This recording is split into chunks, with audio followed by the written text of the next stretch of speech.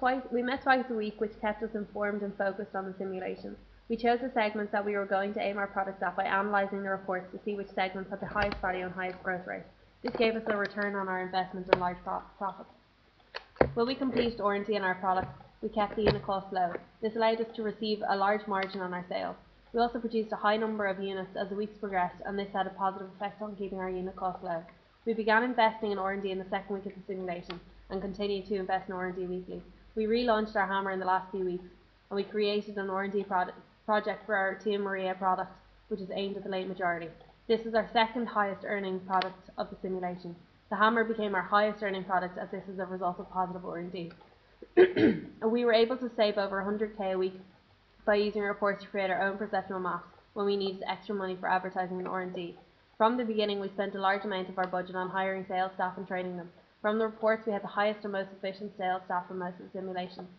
From the start, we agreed that advertising was an important factor in the success of our products. When we had finished making our decisions, if we had any spare money left in the budget, we would put it into advertising. The effects of this were clearly visible as we sold a large numbers of all of our products. This is how we decided what market to enter. The initial cost of our Tia Maria was too high, and this ate into our profits. We rectified this by investing in another R&D product to lower the unit cost and give the consumer exactly what they wanted.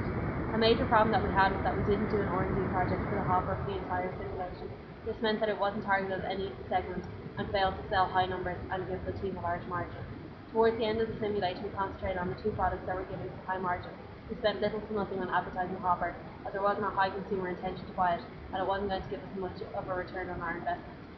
We used estimations at the start to calculate our production units, what we thought we would sell. This led to both stockouts, meaning we missed out on valuable sales, and high holding costs. At the beginning, we didn't consider the 15% margin or holding costs. We rectified these issues towards the end and saved on holding costs by calculating our production units. This is how to calculate production units. Responding to customer needs is the most important factor of success. This increases consumer intention, which translates into sales and profit. We have to keep a low unit cost, as this maximizes profit margin. We have to R&D products early and effectively.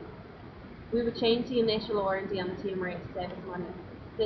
And we would also create an R&D product for the hopper and the hammer in the first week, and we would like to produce more products. From our previous studies, we found two theories that relate to how we expect our team to work. Belbin's team roles and Tuckman and Jensen's 5 stages of group development. We found that the Tuckman and Jensen's 5 stages of group development were in action for our team throughout the simulation. We formed as a group and began to storm for a winning strategy. We met twice a week, which involved doing SWOT analysis in the first meeting and writing an agenda for the second meeting. In the second meeting, we would implement our findings from the analysis of our previous week's performance. We performed every week and made decisions based on our market research the following period. We adjourned at the end of the 9th period. If we did the simulation again, we would like to spend less time on storming and more time on performing. If we were asked to lead a team, we would establish a sense of urgency by examining the market and competitive realities. We create a guiding coalition, putting together a group with enough power to lead the change and get the group to work together like a team. We would develop a vision and strategy, creating a vision to help direct the change effort and develop strategies for achieving that vision. We would communicate the change vision by leading by example.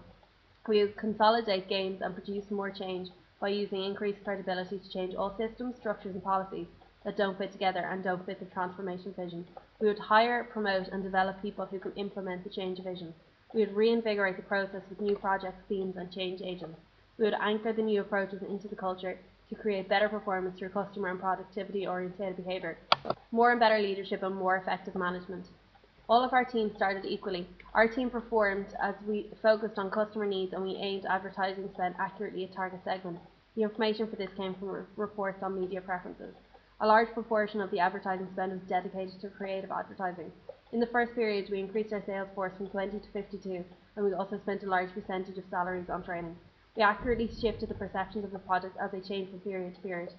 We had a strategy to come first for the opening half. This model broke down at the second half. We ended up following our competitors once they launched their R&D. Due to this responsive strategy, we came late to most markets. We had no strategy once the Hammer and Tia Maria were redeveloped. Due to being risk-averse, we did not launch into the star market. This would have given us an opportunity to expand and make greater profits. By the time we relaunched the Tia Maria, the market share in the late majority was divided between Capsian and Bounty, and we struggled to dominate.